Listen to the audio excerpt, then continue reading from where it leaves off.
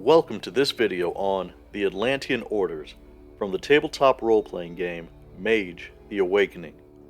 Awakening is the New World of Darkness or Chronicles of Darkness successor to Mage: The Ascension. In place of traditions, conventions, and crafts, Awakening features the Orders, descended from the wizard kings who ruled over the mythical city of Atlantis. With the destruction of Atlantis, the deicide committed by the Exarchs, and the creation of the Abyss, the Atlantean Orders, most of them, seek to combat quiescence, the curse of the Abyss laid on the souls of mortals, as well as the power of the Exarchs, the Atlantean wizards who climbed the celestial ladder and made themselves gods, who now seek to deny the power of the supernal realms and the arts Mysterium to all who do not serve them. But without further ado, the Atlantean Orders. The Adamantine Arrow. The arrow that takes life from an animal gives life to those who later eat its flesh. The arrow that slays a monster saves the lives of all it would have slain in its rampage. This is the way of the Ungula Draconis, the Talon of the Dragon, or as they were known after the fall of Atlantis, the Adamantine Arrow. The Ungula Draconis were the warrior sorcerers of Atlantis, slaughtering mythical beasts and rebel mages hiding in the wilds. As the power of the Talons grew, so too did their ambition and hunger for glory. Defenders became conquerors, and those who would not bow to the will of Atlantis were trampled into the dust. Eventually, some who had dominated the earth turned their eyes to heaven and their blades against the gods. Arrogance and folly brought Atlantis to ruin and its lords to exile. Since then, the Adamantine Arrow has withdrawn from politics and intrigue, even as they side with this mage or that against their fellows, and there is a thin line between guardianship and lordship. First and foremost, the Adamantine Arrow is an order of warriors. They are not given to self-indulgent contemplation or paralyzing sophistries. Like their namesake, they fly straight, true, and with lethal finality when loosed. As peerless warriors, the Adamantine Arrow are also well schooled in affairs orbiting battle. Strategy, reconnaissance, logistics, economics, geography, anatomy, psychology, not to mention the esoterica that defines being a mage. The entire cosmos is their battlefield, and knowing one's terrain is crucial to victory. Other arrows dwell in the lonely places of the world, standing vigil over slumbering horrors that are beyond even their martial prowess to slay. Naturally, the young, vigorous, and ambitious are drawn to the arrow. Most initiates to the Adamantine Arrow are quickly disabused of their delusions. Discipline and humility are the fires in which the mages of this order are tempered. The Adamantine Arrow follows what it calls the Brilliant Road, or the Adamant Way, a fivefold path for the warrior mages in the fallen world to conduct themselves with honor and purpose. The first precept is that existence is war. That war is multifaceted, the war for glory, for knowledge, for truth, and for victory. War against the enemies of the Watchtower, against the enemies of humanity, against their own weakness, and against the Abyss. Members of the Adamantine Arrow seek out new techniques and methods to overcome their foes, both mundane and supernatural. The second precept is that enlightenment is honor. An arrow recognizes that it is not enough to see meaning because there is meaning in everything. Instead, they seek to create meaning, and by doing so, make themselves greater. Through swearing and fulfilling oaths, an adamantine arrow transforms himself, reforges himself into a weapon that can alter the world. The third precept is that adaptability is strength. No warrior should rely solely on any one weapon, whether it is magic, swords, fists, or words. By rejecting new tactics, the warrior cripples himself, makes himself brittle, until he meets the enemy who breaks him. Instead, an arrow is pragmatic, learning from masters, allies, and even enemies. Some even change their entire lives to avoid being dulled by complacency. The fourth precept is that the supernal is the self. The only mages have ever been humans. The reason for this is that humans are a microcosm of existence. They are the immaterial wedded to the material, greater than the sum of their parts. Physical discipline leads to spiritual discipline. Knowledge of the supernal realms are hidden in the flesh, just as knowledge of Atlantis has been concealed throughout the fallen world. Finally, the fifth precept, service is mastery. Oftentimes, the supposed leader of an organization is merely a figurehead. Their power is dependent on hidden and more effective actors. Power is the result of action, not titles or hierarchies. An Adamantine Arrow rarely seeks out offices in power, because to hold them would render them less effective. Instead, they prefer to advise and protect their fellow mages. While the Adamantine Arrow are occasionally forced to lead, they lead only in service to the ideals of their order. The Guardians of the Veil. Atlantis was a glorious city, but it was not a utopia. Even in the ancient awakened city, there were enemies both without and within. These enemies needed to be watched and dealt with. This was the province of the Visus Draconis, the Eye of the Dragon. Not every foe could be met by the Adamantine Arrow. Subtle enemies could escape detection. Few liked the Visus Draconis even then. They neutralized the enemies of Atlantis that they could not be seen moving against, and spoke to those that mages could not be seen speaking to. Yet they were crucial to the prosperity of Atlantis.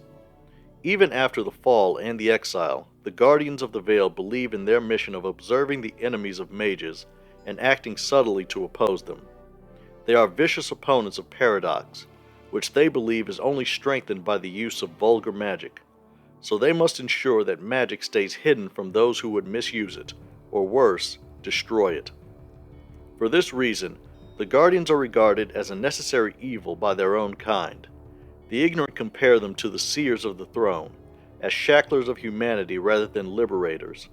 But time and again, the Guardians' services have been required and they have performed them.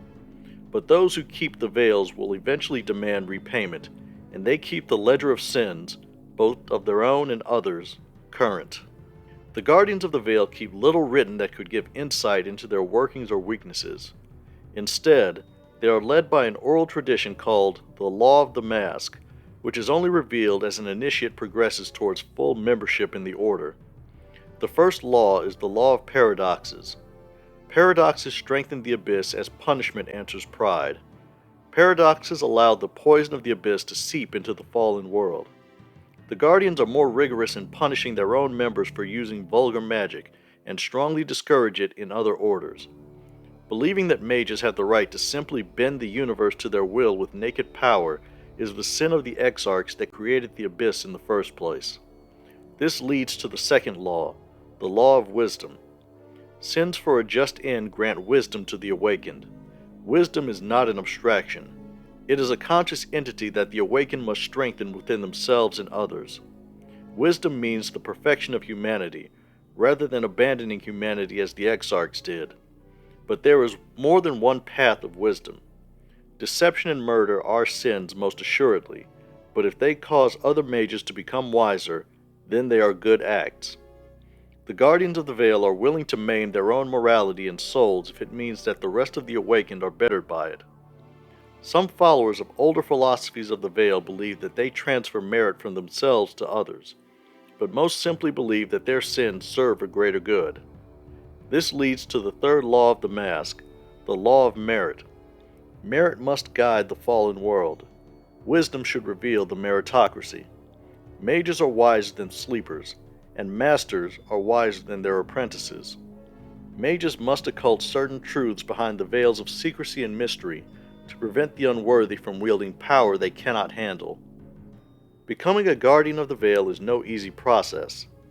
Only novices with the appropriate mindset are even considered to learn about the Grey Veil, a lesser conspiracy of guardians and sleepers, where novices are tested in their ability not only to prevent secrets of the awakened from falling into the hands of the sleepers, but to perform tasks that they might personally consider distasteful in order to advance the cause. To advance beyond the Grey Veil to the Crimson Veil is surprisingly simple. The mage must kill for the sake of the conspiracy's ideals. Last of all is the Black Veil. Those worthy of the Black Veil are asked to violate the morals of the Order. Those who obey are forever denied full membership in the Guardians of the Veil. Those who refuse become Guardians of the Veil and proceed to learn the true secrets of the Order. The Mysterium. The Mages of Atlantis were prolific researchers and writers. All of that learning had to be collected, archived, and indexed. So it was by the Mysterium, or as they were called in Atlantis, the Alae Draconis, the Wings of the Dragon. Without the Mysterium, the Celestial Ladder could never have been built. During the fall, the Mysterium intentionally destroyed many of the libraries it had spent lifetimes building, and then carried off what they could into the exile. While in exile, they tried to preserve as much of the lore of Atlantis as they could, hiding some in secret vaults and tombs. Other Mysterium mages even concealed mystical meaning in the languages and stories they taught the primitive people of the world after the fall, hoping that their successors would be able to refine these myths and parables into true Atlantean wisdom once more. The three axioms of the Mysterium concern knowledge: that knowledge is power, that knowledge must be preserved, and that knowledge has its price. Without knowledge, a mage has nothing, and is nothing. Ignorance, the lack of knowledge, is the chain that the exarchs use to imprison humanity. Some mystagogues suggest that the fallen world itself is part of the great lie, and that true reality is concealed, waiting to be discovered, either as secrets of the supernal realm or as pure information. To believe in the great lie weakens reality and strengthens the abyss. To gain power, any knowledge discovered by the Mysterium must be preserved. The fall weakened the awakened and sleepers both. Some free council types and apostates even claim that Atlantis is a myth. So the Mysterium races against the pawns of the exarchs to find and preserve the magic traditions of humanity. Every piece of occult lore is a potential tool to repair the wound between the supernal and fallen realms, or at least slow their separation. And all knowledge, great and small, has its price. The Mysterium knows this better than anyone, for they have paid a steep price for what they have collected. Fittingly, the mystagogues do not part easily with their treasure. Those who want to bargain with the Mysterium must trade in kind, and even then, they are extremely cautious about what they reveal. Some names are best known to the few awakened. Names in high speech have power, and not even death can hold certain creatures once they are called by their names. The Mysterium is a very academic order. If a mage comes to them sincere but unstudied, the mystagogues will put them through a very rigorous program of education to bring them up to speed. But even well-educated mages usually need their training bolstered in the identification and handling of arcane locations and treasures. Few mages left their valuables unguarded. More artifacts have found their way into the hands of unawakened collectors, both public and private. Rather than allow these relics to be forgotten or misused, members of the Mysterium have become practiced in what less than charitable onlookers might describe as burglary. But the arcane is not only in things, but people. The Mysterium has gleaned Atlantean secrets through anthropological study of certain cultures' oral traditions. Through experience, the Mysterium has become careful about noticing the telltale signs of other supernatural creatures who might also desire mystic artifacts for themselves, and most importantly, how to work around them. The Silver Ladder. Even the awakened have their leaders. In Atlantis, these were the Vox Draconis, the voice of the dragon. While they did not lead in any official capacity, they served as the judges of the city, imposing order on those who held the threads of reality in their fingers, mediating between the awakened and sleeping humanity. Of course, de facto power is still power, and power creates its own appetite for more. The Vox Draconis felt the pull of the Celestial Ladder more than any of the other Atlantean Orders. After all, if the gods could be forced to submit to humanity, then the world would inevitably be perfected. In the minds of the Silver Ladder, the fall was not a defeat, but the greatest indication of the Exarch's weakness. For all their godlike power, these new gods feared humanity, and chose to confine them in quiescence because they could not destroy them. A united humanity, under the guidance of the Awakened, could tear the Exarchs down from their thrones. Therefore, it is the duty of the Silver Ladder to bind the Awakened together, and humanity to the Awakened, into a weapon that can destroy even the gods. The Thearchs of the Silver Ladder have had millennia to perfect their philosophy, called the Elemental Precepts. These principles and parables are called Diamond, Thunder, the Star, and Blood. Diamond is earth sanctified, the foundation of all other precepts, the unbreakable bond of the Awakened with Atlantis and humanity. The Awakened must adhere to the laws of the Concilium, which gives the Watchtowers the right to destroy any Seers and Banishers they encounter. Thunder is air energized, the sovereignty of the mysteries, and the right of humanity to control its own destiny, free from the tyranny of the old gods and the Exarchs. The Imperium Mysterium, like air, is essential to life. The Star is fire supernal, the light that shines across the abyss from the watchtowers of the oracles. The Silver Ladder, as the priests and judges of Atlantis, can see the oracles guiding light from across the abyss and interpret their will, giving them the duty to guide the Watchtower mages against the Exarchs and their minions. Last of the precepts, blood is water vivified, whose flow indicates both life and injury. Humanity was wounded by the birth of the abyss. The Awakened must staunch the flow of this wound if humanity is to become strong enough to reclaim the Imperium Mysterium. Members of the Silver Ladder do not suffer from an abundance of humility. The awakening proves their wills are mighty, and they serve only those whose will and cunning are greater than their own. This leads to some difficulty with other mages. However, a certain amount of controlled friction prevents complacency. The Thearchs do their best to be both consummate politicians and master mages. The theoretical underpinnings of magic exist solely to support practical usage. While the Silver Ladder understands that subtlety is always preferable, sometimes a show of naked power is necessary to make one's point. The Free Council. Even in the days of Atlantis, there were renegades and malcontents among the Awakened. With the fall, these mages were expelled from the watchtowers, denied protection, legitimacy, and legacy. But time and again these rebel mages have appeared throughout history. In times of old, these nameless mages were small conspiracies, easy to control and suppress by the watchtowers. But in the 19th century, the trickle became a flood.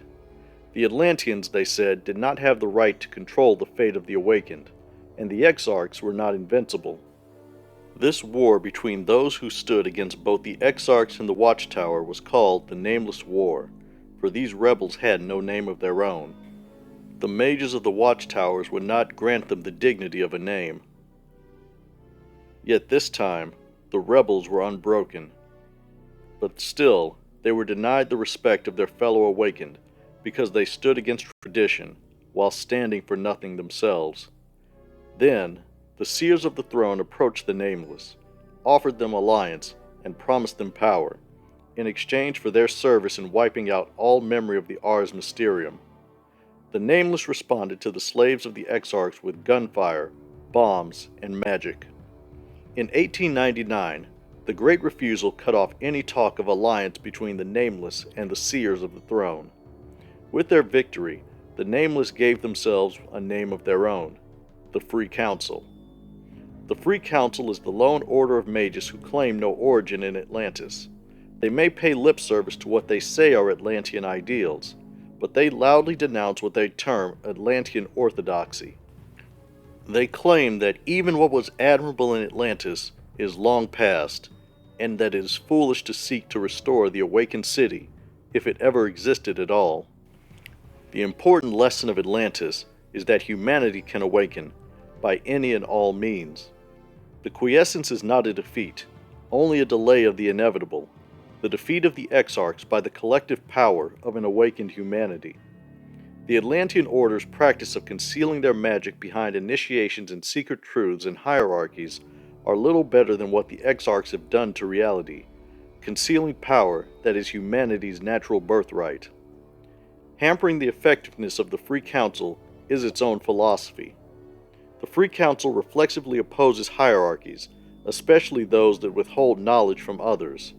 Remember, paywalls are the tools of the Exarchs.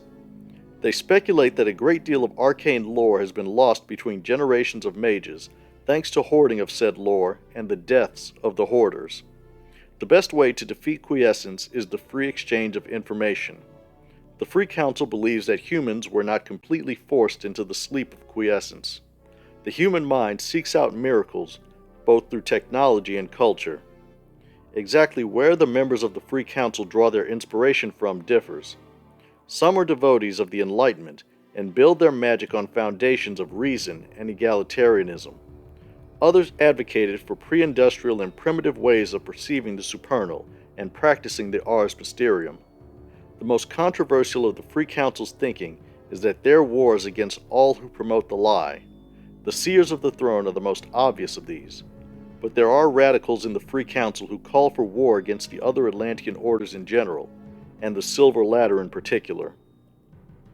The Free Council mages are poorly trained and organized, or at least that's what the Atlantean mages' perception of them is.